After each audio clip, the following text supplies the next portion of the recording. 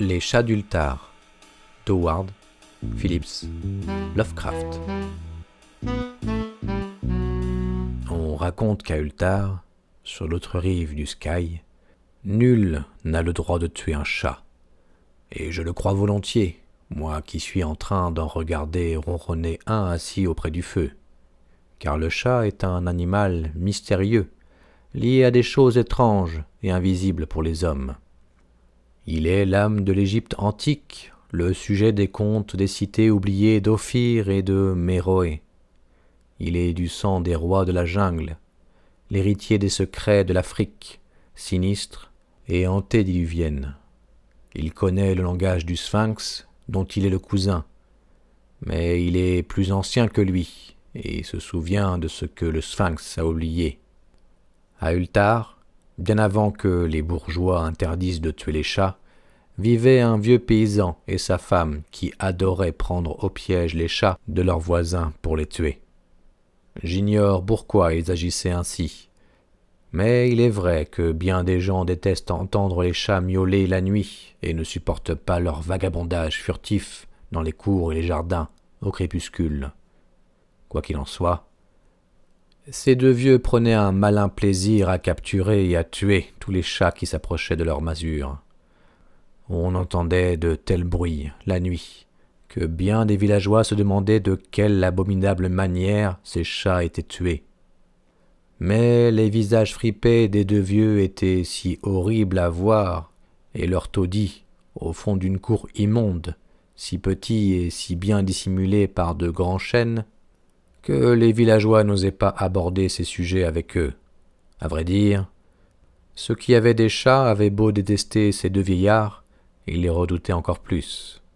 Et au lieu de les punir comme les assassins brutaux qu'ils étaient, c'est tout juste s'ils prenaient la peine d'empêcher leur matou ou minou adoré de s'aventurer trop près de la masure, là-bas, sous les arbres noirs. Quand, par malheur, un chat disparaissait et que des bruits bizarres déchiraient la nuit, son maître se contentait de se lamenter, impuissant, ou se consolait en remerciant le sort que le disparu n'ait pas été l'un de ses enfants, car les habitants d'Ultar étaient des gens simples et ne savaient rien des origines des chats. Un jour, une étrange caravane pénétra dans les étroites rues pavées d'Ultar. Ces voyageurs venus du sud avaient la peau basanée et ne ressemblaient pas aux autres peuples itinérants qui traversaient le village 2 fois par an. Ils s'installèrent sur la place du marché, où ils dirent la bonne aventure en échange de quelques piécettes d'argent, et achetèrent des colliers de perles colorées. De quelle contrée étaient-ils originaires ? Nul n'aurait su le dire. Mais tout le monde remarqua qu'ils avaient une curieuse façon de prier, et que les flancs de leurs roulottes étaient couverts de fresques étranges représentant des corps humains avec des têtes de chats, de faucons, de béliers ou de lions. En outre, leur chef arborait une coiffe constituée d'une paire de cornes entourant un drôle de disque. Dans cette singulière caravane vivait un petit garçon qui n'avait ni père ni mère, mais seulement un petit chat noir qu'il adorait. La peste n'avait pas épargné les siens, mais elle lui avait tout de même laissé cette petite boule de fourrure pour apaiser son chagrin. Quand on est très jeune, on peut trouver beaucoup de réconfort à regarder les cabrioles d'un petit chat noir débordant de vie. Aussi, ce petit garçon, que les voyageurs basanés appelaient Ménès, souriait-il plus souvent qu'il ne pleurait quand il s'asseyait avec son gracieux minou sur les marches d'une de ces roulottes curieusement décorées.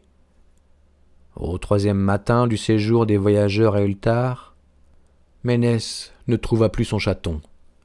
Le voyant pleurer à chaudes larmes sur la place du marché, quelques villageois lui parlèrent du vieil homme et de sa femme, et des bruits qu'on entendait la nuit. Après les avoir écoutés, le garçon sécha ses larmes, médita et pria. Il tendit les bras vers le soleil et pria dans une langue qu'aucun villageois ne comprit, même si aucun n'essaya vraiment de la comprendre. Leur attention était trop accaparée par les étranges formes que les nuages adoptaient dans le ciel. C'était très particulier. Tandis que le petit garçon priait, les nuages semblaient prendre les formes nébuleuses et trouble de créatures exotiques, des bêtes hybrides couronnées d'un disque entouré de cornes. La nature est riche de telles illusions propres à impressionner ceux qui ont trop d'imagination. Cette nuit-là, les voyageurs quittèrent Ultar, où on ne les revit jamais. Et les habitants s'inquiétèrent parce qu'on ne voyait plus un seul chat dans tout le village, pas un seul foyer dont l'animal familier n'ait disparu.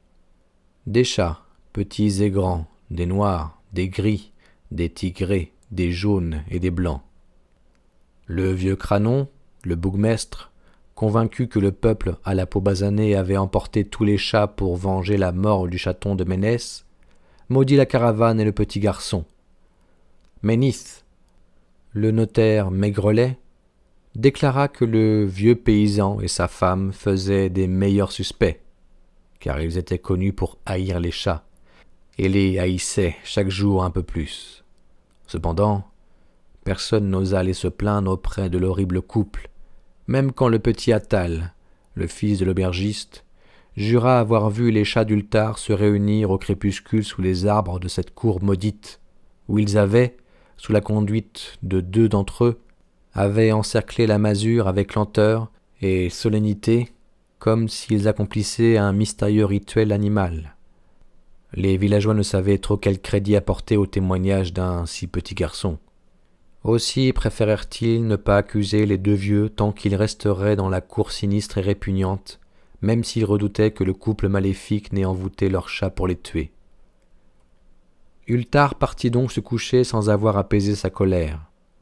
Mais à l'aube, quand les habitants s'éveillèrent, écoutez bien, tous les chats étaient de retour dans leur foyer, grands et petits, noirs, gris, tigrés, jaunes et blancs. Pas un ne manquait à l'appel. Ils étaient là, le poil soyeux, grassouillés et ronronnant de plaisir. Les citoyens d'Ultar discutèrent de cette affaire et s'en étonnèrent grandement. Le vieux Cranon persistait à dire que les voyageurs basanés avaient dû les prendre, puisque les chats ne revenaient jamais vivants de la masure du vieil homme et de sa femme.